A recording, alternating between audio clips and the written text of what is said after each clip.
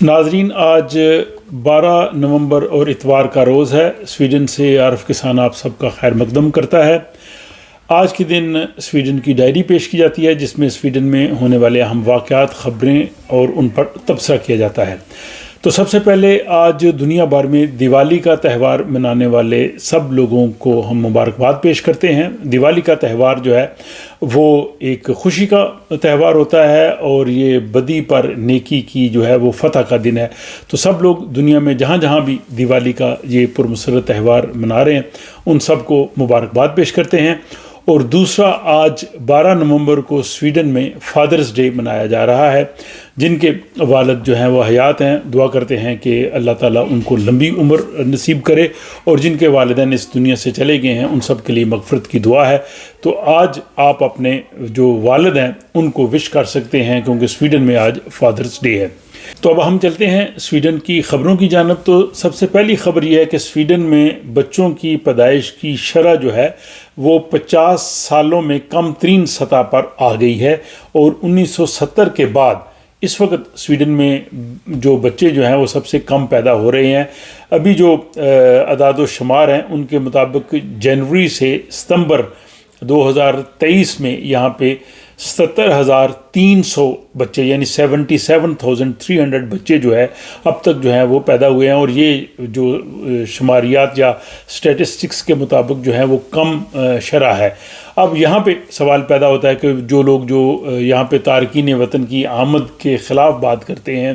اگر تارکین وطن یہاں پہ نہ ہوں تو یہ سطح جو ہے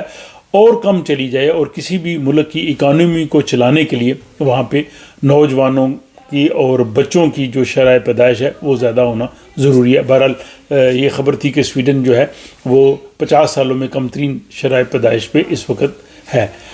اور اس سے اگلی خبر یہ ہے کہ سویڈن میں اس وقت کووڈ جو ہے وہ کافی زیادہ پھیل رہا ہے۔ اس کے پیش نظر حکومت نے جو ہے وہ ایک بار پھر مہم شروع کی ہے اور لوگوں سے کہا ہے کہ وہ کووڈ کی ویکسین لگوائیں، خصوصاً جو 65 سال سے زیادہ عمر کے لوگ ہیں ان سے بھی کہا گیا ہے، بلکہ بچوں کے لیے بھی کہا گیا ہے۔ اور یہاں پہ جو سفارشات تھیں ان میں تبدیلی کی گئی ہے۔ پہلے تو 12 سال تک کی عمر کے بچوں کے لیے کہا گیا تھا کہ وہ کووڈ کی ویکسین لگوائیں، لیکن اب تو 12 سال سے کم عمر کے بچوں کے لیے بلکہ جو ہے وہ 6 ماہ تک کے بچوں کے لیے کہا گیا ہے کہ وہ بھی کووڈ کی ویکسین ان کو لگوانی چاہیے۔ اس سلسلے میں آپ سویڈن میں جہاں بھی رہتے ہیں اپنے قریبی ہیلتھ سینٹر یا جہاں پہ ویکسین لگائی جاتی ہے وہاں پہ جا کے آپ معلومات لے کے ویکسین لگوانے کا وقت جو ہے وہ لے سکتے ہیں۔ اس کے بعد جناب یہاں پہ بے روزگاری کے حوالے سے خبر یہ ہے کہ یہاں پہ ایک طرف تو انفلیشن، افراط زر جو ہے وہ بڑھتا جا رہا ہے۔ شرح سود میں اس مہینے میں ایک مرتبہ پھر جو ہے وہ اس میں بینک جو ہے وہ اس کو ریویو کرے گا اور ممکن ہے کہ اس میں پھر اضافہ ہو، لیکن ساتھ ہی بے روزگاری کی شرح میں بھی اضافہ ہوتا جا رہا ہے، اور اس وقت جو ہے وہ 7.5 یعنی 7.5% بے روزگاری ہے، جو کہتے ہیں کہ اور بڑھے گی، اور اگلے سال میں یہ 8.2% تک جو ہے وہ بے روزگاری جا سکتی ہے۔ تو بے روزگاری کی شرح اور انفلیشن اور شرح سود کا بڑھنا جو ہے وہ ملکی معیشت کے لیے خاصا پریشان کن، بلکہ عام عوام کے لیے بھی جو ہے وہ ایک پریشان کن صورتحال ہو سکتی ہے۔ سویڈن کے جنوبی جو ایریا ہے سکونے، وہاں سے یہ خبر ہے کہ وہاں پہ ماں باپ پر جو ہے وہ ایک الزام عائد کیا گیا ہے کہ انہوں نے 7 سالہ بچی کو جو ہے وہ سرکہ پلایا ہے، جس سے اس کی حالت بہت بگڑ گئی ہے، اس کا معدہ بہت خراب ہوا ہے، اس کو ہسپتال لے کے جانا پڑا، اس کا آپریشن کرنا پڑا، اور اس کے بعد بلکہ وہاں پہ یہ چیک کیا گیا کہ وہ کافی عرصے سے بچے کو بری حالت میں انہوں نے رکھا ہوا تھا، بچے کو مناسب کھانا نہیں دیا جا رہا تھا، لیکن والدین نے جو ہے وہ ان الزامات کی تردید کی ہے۔ لیکن اب یہ معاملہ جب کورٹ میں جائے گا تو کورٹ میں یہ ڈیسائیڈ ہوگا کہ اصل صورتحال کیا ہے۔ اور اس کے بعد ایک خبر یہ ہے کہ سویڈن کی ایک ڈسٹرکٹ کورٹ غالباً یہ جو سولنتون ہے وہاں کی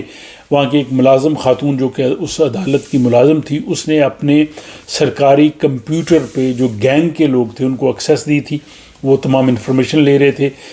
کہ حکومت کس طرح کے اقدامات کر رہی ہے، فار ایگزامپل کہاں پہ کیمرے نصب کر رہی ہے یا کیا فیوچر میں انہوں نے پلاننگ بنانی ہے۔ تو اس سے جو گینگ کے اراکین تھے، جو کرمنلز تھے، جرائم پیشہ، ان تک معلومات جا رہی تھی. بالآخر جو ہے وہ خاتون پکڑی گئی اور اب اس خاتون کے خلاف پولیس کارروائی کر رہی ہے، اور پھر اس کے بعد ظاہر ہے اس کو کورٹ میں پیش کیا جائے گا اور اس کا جو جرم ہے اس کے مطابق جو ہے وہ عدالت اس کو سزا دے گی. تو جناب یہ تھی آج کی سویڈن کی ڈائری، جس میں آپ نے سویڈن کی اہم خبریں اور رپورٹ سنی. اس سے پہلے